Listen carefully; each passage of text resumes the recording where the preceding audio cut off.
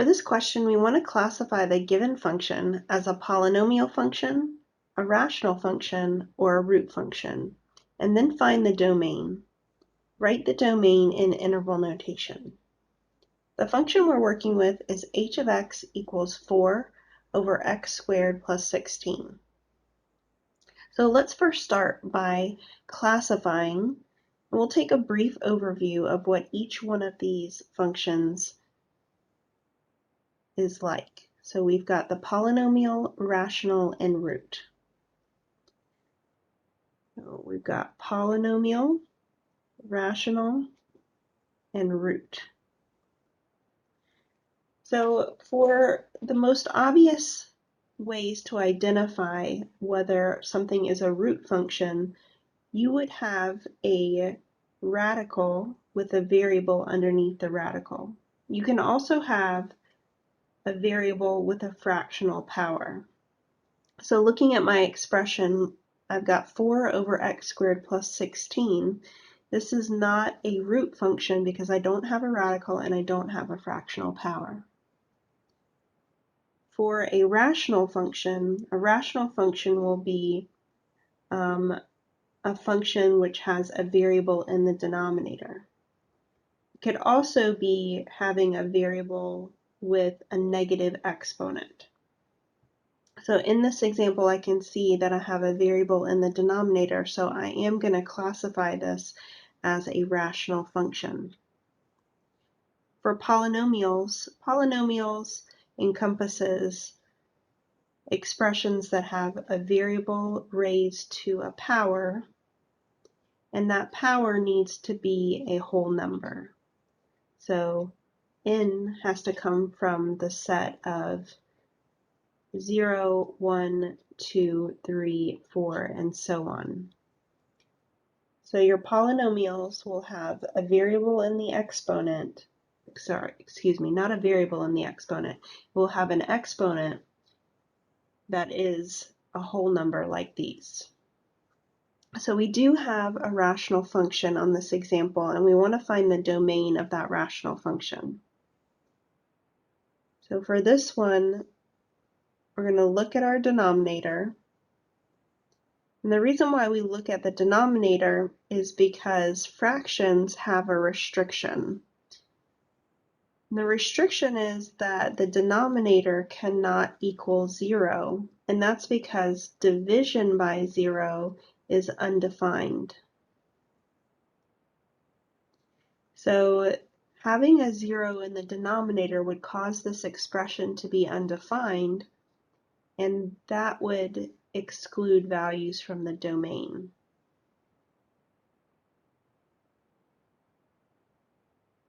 So in order to figure out if we have any restricted values, we're going to take our denominator and we're going to set it equal to 0 and solve. I'm going to subtract 16, and that would give x squared equals negative 16. Then I'll take the square root of both sides.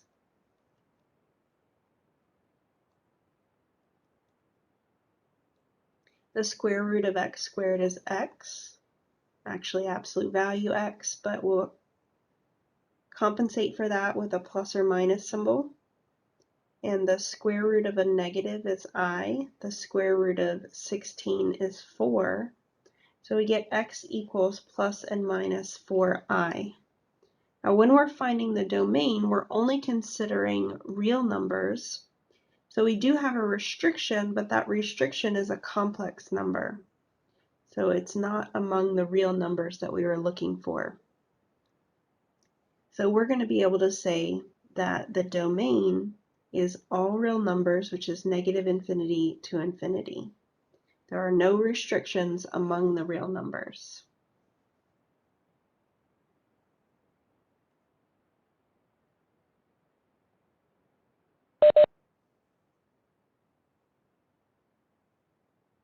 So on this example, we want to classify the function as a polynomial function, a rational function, or a root function, and then find the domain.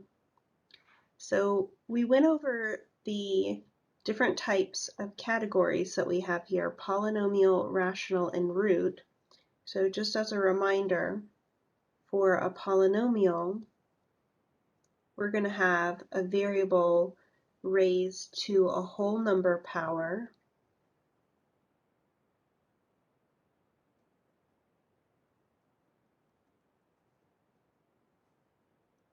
and for a rational, we're going to have a variable in the denominator or a variable to a negative power. And for root functions, we would have a variable underneath a radical or a variable to a fractional power. So in this example, we have g of x equal to the square root of 9 minus x. And we have a radical with a variable underneath. So this is a root function. And we want to find the domain of this root function. And when we have a root function, we need to consider the index, because root functions with an even index has restrictions, and root functions with an odd index have no restrictions. No restrictions for odd index. And then on an even index, we do have some restrictions because certain numbers will cause complex numbers. So for example, the square root of -1 is I. The square root of any negative number will give me a complex number with I in it. So with the even index functions, we need to figure out which x's will produce positive numbers or 0 and which x's will produce negative numbers. We only include the positive and the 0 because those would produce produce real numbers. So with even index functions, even index root functions, we would take the expression that's underneath the radical and set that greater than or equal to 0 and solve. So we'll subtract 9 on both sides. Negative x is greater than or equal to -9. Divide by -1. I need to reverse the inequality symbol, and I have x is less than or equal to 9. So on the number line, I would mark 9 with a closed circle and shade everything less than it. And in interval notation, that's -infinity to 9 with a bracket on the 9. And we have our domain in interval notation, -infinity to 9, including 9. For this question, we want to solve the exponential equation using the method of relating the bases by first rewriting the equation in the form b to the u equals b to the v. The question that we're working with is the cube root of 2 to the x equals 4. So the reason we want to use this method over here of relating the bases or making the bases the same is because once we get it in this format, we're going to be able to simplify by setting the exponents equal to each other. This is a property that we get from the fact that these exponential functions are 1-to-1. So if the bases are the same, the exponents must be equal to each other. So we want to write this equation so that the bases are the same. So I have inside the radical a 2 on the left-hand side, and on the right-hand side I have a 4, which is a power of 2. So I want to write both sides of this equation with a base of 2. So 4 is 2 squared, as we said, and then radicals can be written as exponents or in exponential form. So that would be 2 to the 1/3 power to the x power. And on the left-hand side, we can use a property of exponents called the power rule, and we would multiply those powers together. So we would get 2 to the 1/3 x. Let me correct that. I said 3, but then I wrote 2. 1/3 x equals 2 squared. And now I have the bases being the same, so the exponents must be equal to each other. So 1/3 x equals 2, and I can solve this equation by getting x by itself. I'll multiply both sides by the reciprocal, 3/1.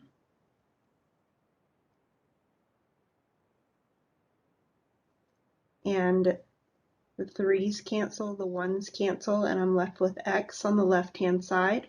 And on the right-hand side, we have 3 times 2, which is 6. So the solution to this exponential equation is x equals 6.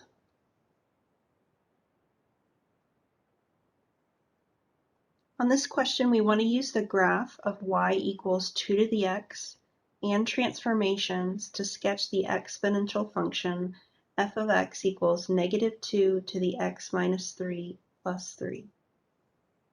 Determine the domain and range, determine the y-intercept, and the equation of the horizontal asymptote. So I want to start off this question by taking a look at the graph of y equals 2 to the x. So we need to look at that graph so that we know where to start.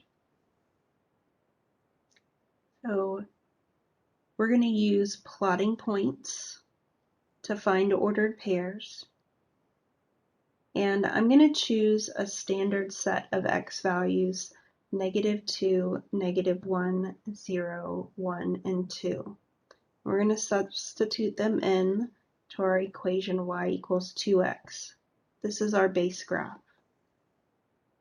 I'll start down here with the easier ones. We have 2 to the first, which is 2, 2 to the second, which is 4, 2 to the 0 would be 1, 2 to the -1. The negative in the exponent means reciprocal, so that would be 1/2. And we have 2 to the -2. That negative means reciprocal, so we'll do 1/2, but we need to square it, so that's 1/4. And that gives us a set of ordered pairs to start with. And those ordered pairs are -2 and 1/4, -1 and 1/2, 0, 1, and 1, 2, and 2, 4. So let's take a look at what our base graph would look like. Our base graph has these ordered pairs, -2 and 1/4, -1 and 1/2, 0, 1, 1, 2, and 2, 4. So we get a graph that looks something like this. It's going to have a horizontal asymptote that's right on top of the x-axis. That's a horizontal asymptote at y equals 0. This base graph has a domain of all real numbers, has a range from 0 to infinity, and we can see the y-intercept at 0, 1 right here. Now we want to transform to this function f of x is equal to -2 to the x minus 3 plus 3. So I want to pay attention to the different operations that are on this function. We have multiplying by a negative, multiplying by a -1. That transformation is going to be a reflection, and it is a vertical reflection because it's on the outside of our exponent, and it's going to reflect over the x-axis. But then we have this transformation here, this -3. When we add and subtract, these are going to be shifts. And because that -3 is in the exponent, I know it's a horizontal shift. And horizontal shifts can either go to the left or to the right, and because this is a minus, it's going to go to the right 3. And then we have this transformation of the plus 3. Adding and subtracting will give you shifts. This plus 3 is outside of the exponent, so it's going to be a vertical shift. Vertical shifts can either go up or down, and because it's plus, we're going to go up 3. So we want to take the graph that we just sketched and apply these transformations to them.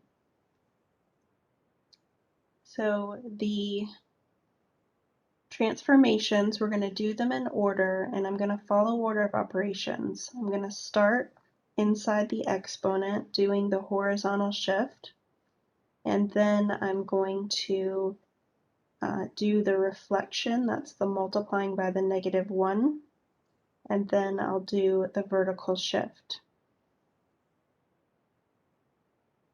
So I'm going to start with the ordered pairs that we have listed over there. Those are the ordered pairs that are on the graph, 2 to the x, and I'll start adjusting those points using the transformations. So these are the points on the graph y equals 2 to the x. That was -2 1/4, -1 1/2, 0, 1, 1, 2, and 2, 4. So if I do my first transformation, which is shifting to the right 3, that would be y equals 2 to the x minus 3. When I do this transformation, it shifts all of the points right 3, and when you move right or left, that's only going to affect the x coordinate. Now moving to the right 3 adds 3 to the x coordinate. So my new points would be -2 plus 3, comma 1/4, -1 plus 3, comma 1/2, 0 plus 3, comma 1, and 1 plus 3, comma 2, and 2 plus 3, comma 4. So these points are 1 1/4, 2 1/2, 3 1, 4 2, and 5 4. So if I only did the shift to the right, these would be the points on the graph. But then I also want to consider the reflection. So with the reflection, it's a vertical reflection, and the vertical reflection is going to affect the y coordinates. The reflection mirrors the graph over the x-axis. Everything above reflects below. So all of my y coordinates will become the opposite.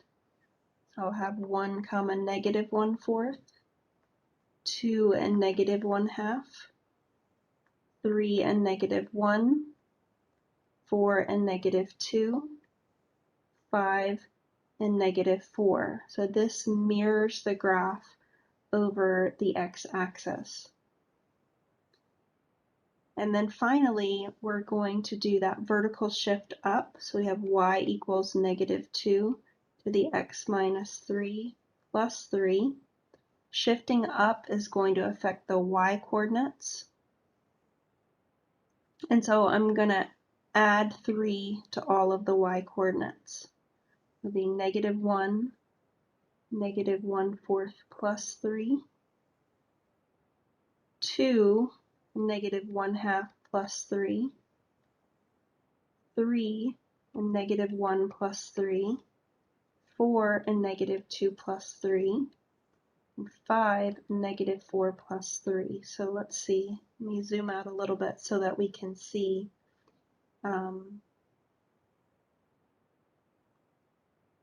what those results are. So -1, and let me do this on the side, -1/4, 3/1 is the same thing as 12/4. If I multiply by 4/4, that's -1/4 plus 12/4, that's 11/4. So that point becomes 11/4.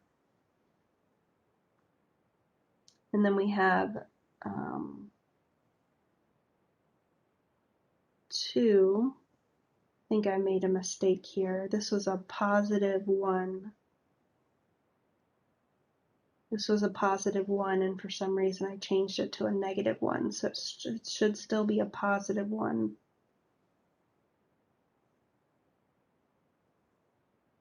Okay, so the next one, -1/2 plus 3. -1/2 plus 3/1, I'll multiply by 2/2. That's -1/2 plus 6/2, and that's 5/2. So we got 2 and 5/2. And the rest of these are a little bit nicer. 3 and 2. -2 plus 3 would be 1. So 4 and 1. -4 plus 3 is a -1, so that's 5 and -1. So this is how our ordered pairs change. I typically don't go into this much detail, but I know you have to type in some of the ordered pairs on these problems. So what I typically do is to just do the transformations on the points that we see laid out in the picture here. So we have these 5 points. So I would shift those points to the right 3. Then I would do the mirror image. So if I did the mirror image, right now I'm above the axis, it would mirror it below. And then I would shift up those points 3 to be about right here. So that's just giving you an idea. I'll do it more completely right here. So we get our final graph of 1 and 11/4, that's just a little bit less than 3. We've got 2 and 5/4, that's 2.5. Sorry, that's 5/2, that's 2.5.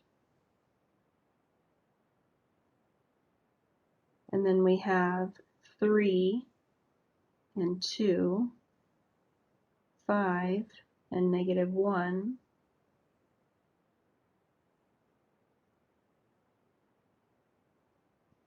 Our horizontal asymptote is right here. It got shifted up.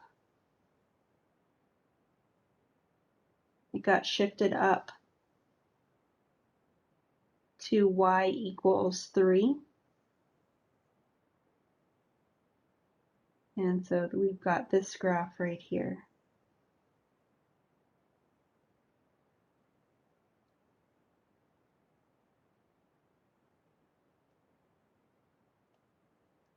Okay, so I think I've forgotten that we need to do domain and range as well. So let's do domain and range. Our domain is still going to be all real numbers. Our range, because we shifted up and also reflected, our range does change. It's -infinity to 3. And for our y-intercept, we can substitute a 0 into our function. So our function is f of x equals -2 times x minus 3 plus 3. To find a y-intercept, we let x be equal to 0. So that's -2 to the 0 minus 3 plus 3. So this works out to be -2 to the -3 plus 3. That's negative 1 over 2. So I applied the negative, that gives me the reciprocal. 1/2 to the third power is 1/8. And I would get a common denominator here. This is 3 over 1. I would multiply by 8 over 8. That's negative 1/8 plus 24 over 8. And negative 1 plus 24 is 23. So I would get my y-intercept to be 23 over 8. Let me just zoom out so we can see all that work we've done.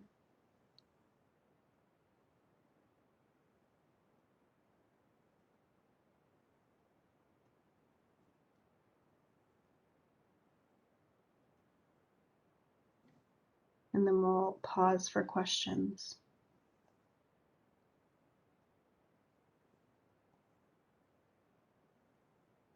Solve the exponential equation using the method of relating the bases by first rewriting the equation in the form b to the u equals b to the v. Our equation is square root of 6 equals 36 to the x. And we want to write it so that we have the base being the same on both sides of the equation. So I know that the square root of 6 is the same thing as 6 to the 1/2 power. And 36 is the same thing as 6 squared. On the right-hand side, I can use the power rule for exponents and multiply those powers together. That becomes 6 to the 2x. So now I have it written so that the bases are the same. Now what we do next is say that the exponents are equal to each other. This is something that we get because exponential functions have the property of being 1 to 1. So if those bases are the same, the exponents must be equal to each other. So we can now say that 1/2 is equal to 2x. And we can divide both sides by 2 to solve for x. And the way that we have this written right now, 1/2 divided by 2 is a little bit messy. So I'm going to rewrite this fraction bar as a division. This is 1/2 divided by 2. When we divide fractions, we multiply by the reciprocal. So the reciprocal of 2 is 1/2. And when we multiply fractions, we multiply numerator times numerator and denominator times denominator to get 1/4. So the solution to this exponential equation would be 1/4.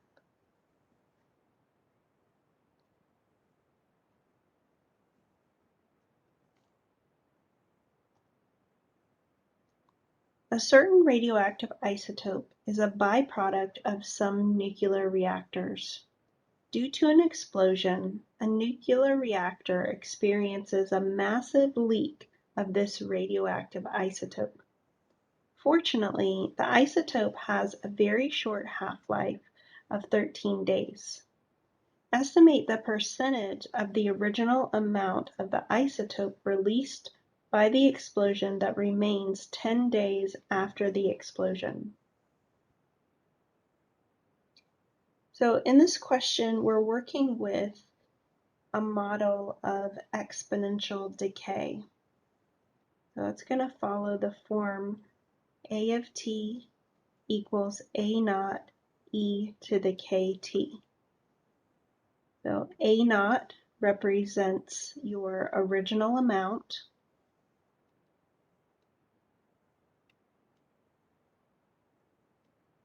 The k is our decay rate.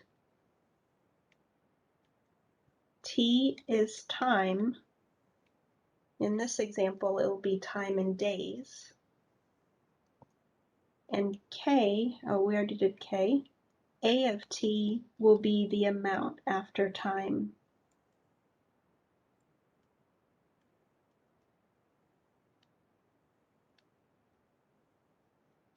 So we're given that this radioactive isotope has a half-life of 13 days. What this does for us is it tells us that the relationship between the original amount and the ending amount is half. So we know that the amount that we have after 13 days will be half of the amount that we started with. So then that's for a time of 13 days. With these two pieces of information, we're going to be able to find K, the decay rate.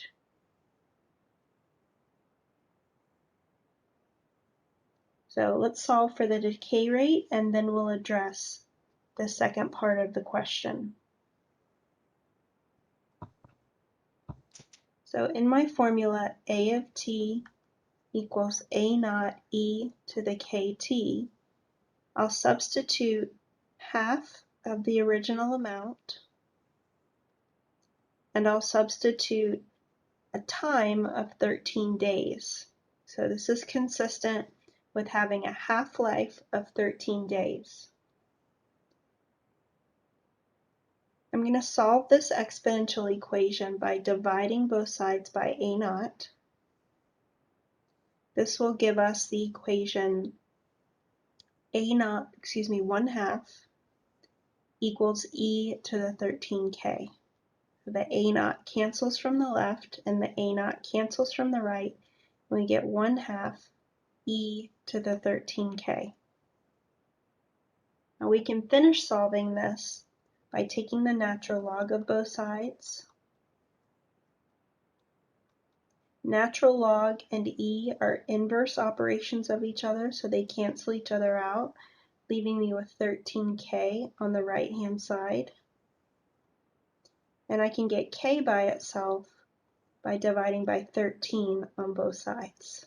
So we now know that the decay rate is natural log of 1/2 over 13. But now that we know the decay rate, we can estimate the percentage of the original amount that will be remaining 10 days after the explosion. So now we want to know what percentage is remaining 10 days later. I've got my formula once again. If you'll remember, it started off A of t equals A naught e to the kt. Just a few moments ago, we were able to solve for k, so now we know that this model is A naught e to the natural log of 1/2 over 13 times t. And RT is 10 days, so I'm going to substitute a 10 into our model.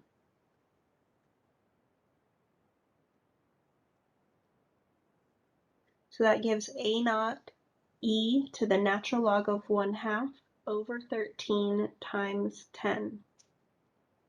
So everything that you see right here is all a constant.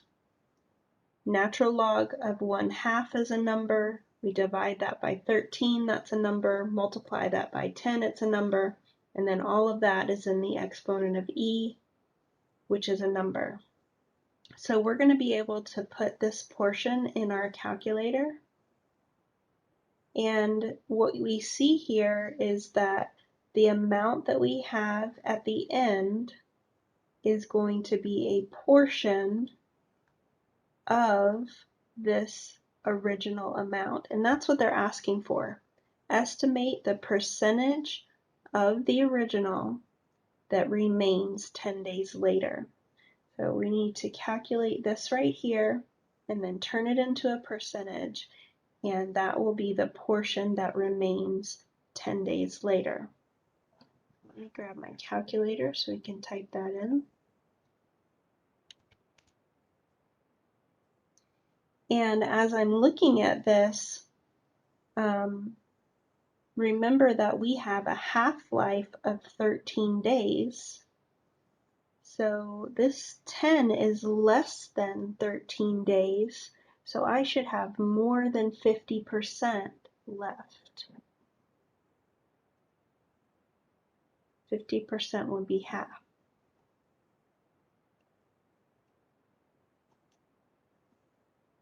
Okay, so in the calculator, I'm going to do E. I'm going to put that 10 in the front instead of in the back. Natural log of 1/2 divided by 13, and you can see that that's all in the exponent of the E.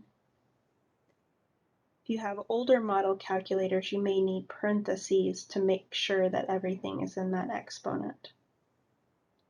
So we came up with, let's use 4 decimal places, so 5867. And if we were to turn that into a percentage, that would be 58.67%. So after 10 days, you would have 58.67% of the original amount remaining.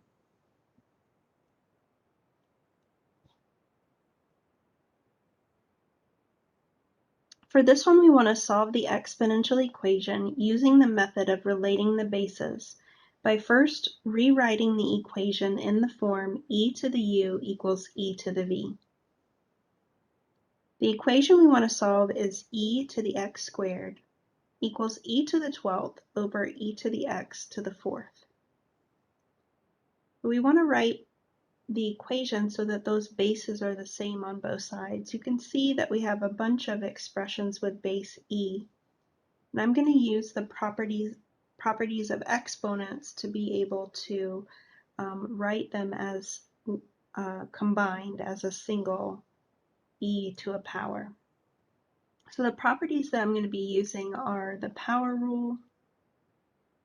The power rule for exponents looks something like this.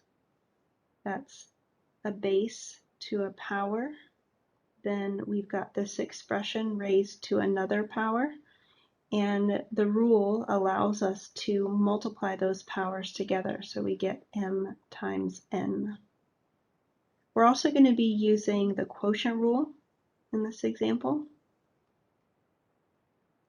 And the quotient rule deals with this situation, b to a power over b to a power.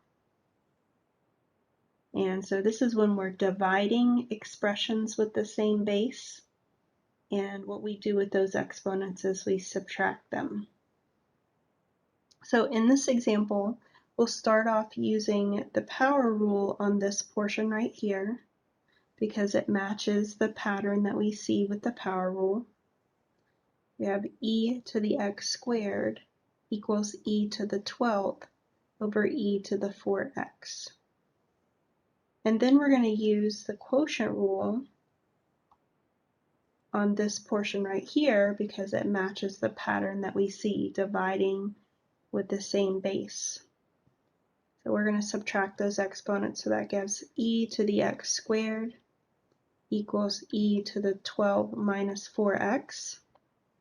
And now we've written it so that we have the same base on both sides.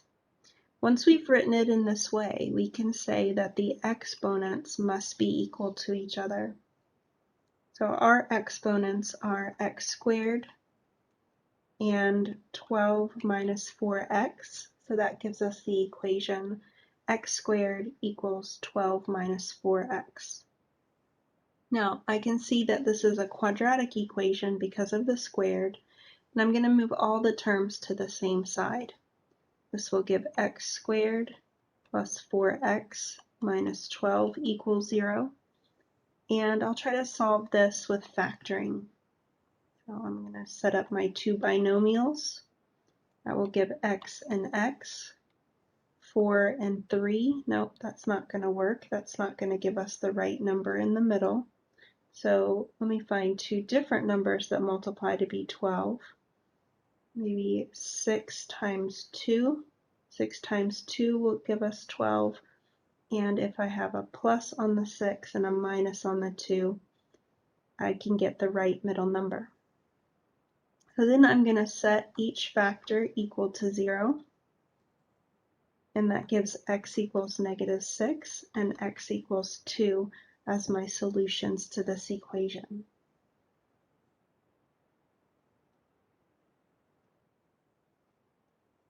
So I want to take a second to talk about questions where we can't make the bases the same, like in the last example. So let's say we have an equation like this, 7 to the x equals 8. Here, I'm not able to make those bases the same. I mean, I can change the 8 to be 2 to the third power, but that's still a different base from what's on the other side. I can still solve this equation, I just can't use that method of making the bases the same. So one of the techniques that we can use to solve equations like this is to take the log of both sides. Now, I always use natural log, but you can actually use any log you want, log any base, but I use natural log. So I would do natural log on the left and natural log on the right. And then I would use the power rule for logarithms, and the power rule for logarithms says that we can move that variable, move that exponent to the coefficient, and that becomes x natural log of 7 equals natural log of 8. And then I can get x by itself by dividing both sides by natural log of 7.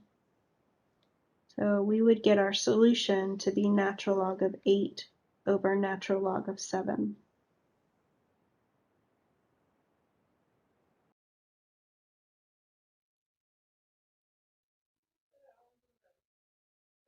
Thank you for checking out my videos. Have a great day.